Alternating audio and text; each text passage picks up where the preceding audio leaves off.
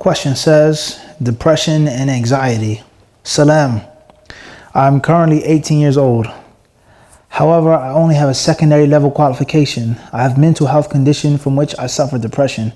Also, as I see my friends and family excel with their education, it really drives me further down a darker road. Also, I'm studying Islam and Arabic part-time and have made an intention to apply to the University of Medina this year. However, I fear that I will fail to be accepted.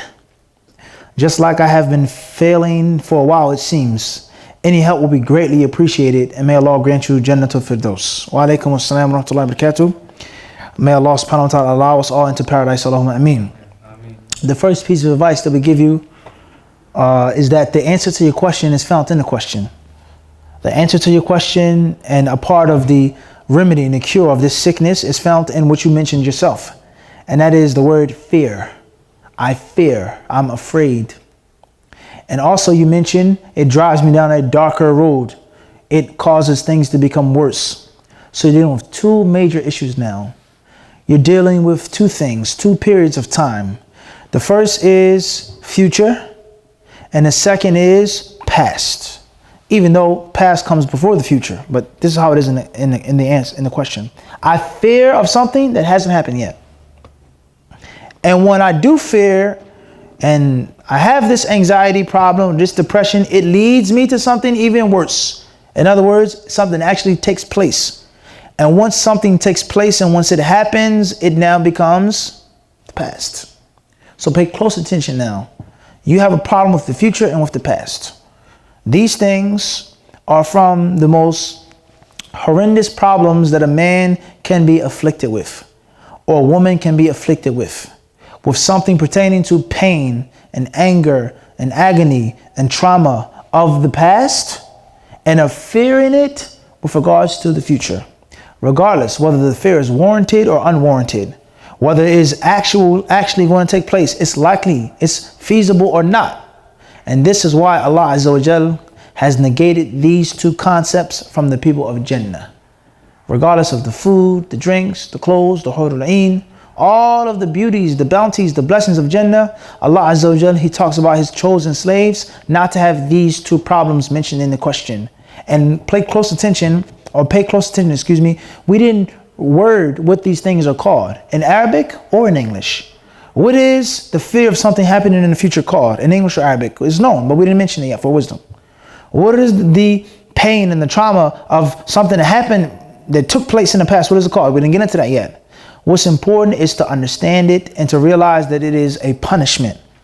And that's why Allah Azza wa Jal, He mentions it in the Quran. The people of Jannah, His chosen slaves, won't have problem A nor problem B. Ala inna awliya Allahi la khawfun alayhim wa la hum yahzanun. Allah says the awliya of Allah, the chosen slaves of Allah, the beloved slaves of Allah, the friends of Allah subhanahu wa ta'ala, they la khawfun alayhim, they won't have any fear. وَلَا هُمْ يَحْزَنُونَ, nor will they have any grief. I.e., simple layman terms, fear pertaining to the future. Hazan and huzn pertaining to the past. Something that's painful, that's hurtful, that's going to take place. I'm afraid, I'm shaken, I'm terrified. And that is anxiety. Something that was painful, that was hurtful, it really hurt, it was really bad. It happened 5 years ago, 10 years ago. Every time I think about it, my skin cringes, my hair stands up. I get shaky, I get cold sweats. That is called hazan. That's sadness. That's grief. And depression can come from both of them. So you yourself clearly mentioned when you fear something, it leads you to something else. So the first cure is not to fear, not to have the fear that's unwarranted. The second cure or pill that we give you is not to think and reflect on the past. Anas ibn Malik radiallahu anhu has narrated, كان النبي صلى الله عليه وسلم يقول, the Prophet used to say, Allahumma inni a'udhu bika min al-hammi wal-hazan. He said, oh Allah, I seek your protection from ham and from hazan. I seek your protection from unwarranted fears, anxiety in the future. This is going to happen, that's going to happen. Oh, what am I going to do? What am I going to do? The Prophet asked Allah to protect him from that. And he also asked Allah to protect him from thinking about something that happened in the past of pain, of agony, of trauma. Don't think about it. Don't worry about it. So if the Prophet ﷺ, why did he say this in his dua? And we know that he also spoke about other things. He mentioned other things. Wal-jubni, he says what? Wal-ajzi wal-kasal. Wal-jubni wa dal' ad-dain wa ghalabat al-rijal. He said, I ask you to protect me, O Allah, from the future and from the past, of grief, of anxiety, of depression. I ask you, O Allah, to protect me from being weak and incapable and from being lazy and lethargic. I ask you, O Allah, to protect me from being a coward, from being a punk, from being afraid, from being scared, and from what? A person being overtaken by debt and a person being overpowered by men. So this is a beautiful hadith. Obviously, it's authentic. It's collected in the Sahih and Sahih Bukhari and in other books. The Prophet, he asked Allah to protect him from these things. So that's my advice to you. Why are you feeling to fail? Don't think about failing. Don't talk about failing. Move forward. Put your trust in Allah. Seek Allah's help. And do not think about the past. When something does happen, when something does take place, it was the qadr of Allah. The qadr of Allah. Be patient.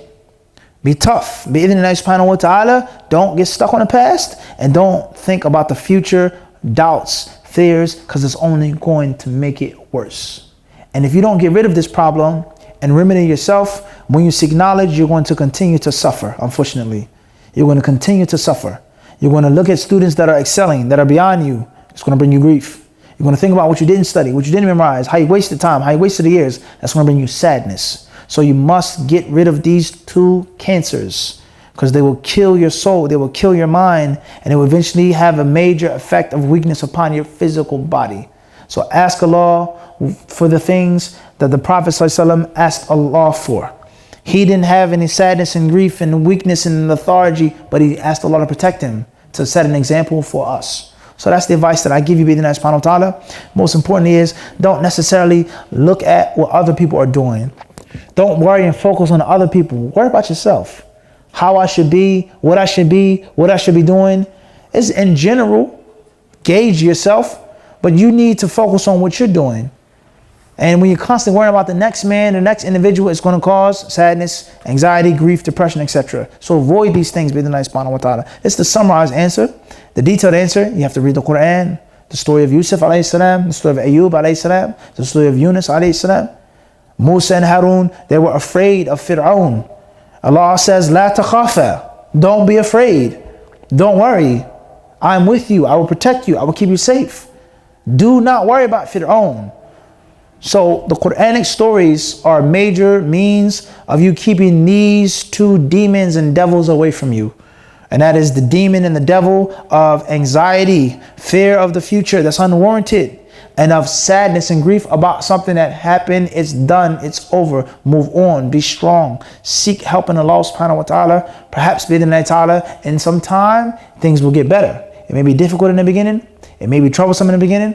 But if you continually fight, if you struggle, bi-idhnillahi azza wa jal, the divine support will come from Allah the Mighty and the Majestic. May Allah help you. May Allah make it easy for you. May Allah guide you. May Allah give you the necessary strength and courage. Allahumma ameen.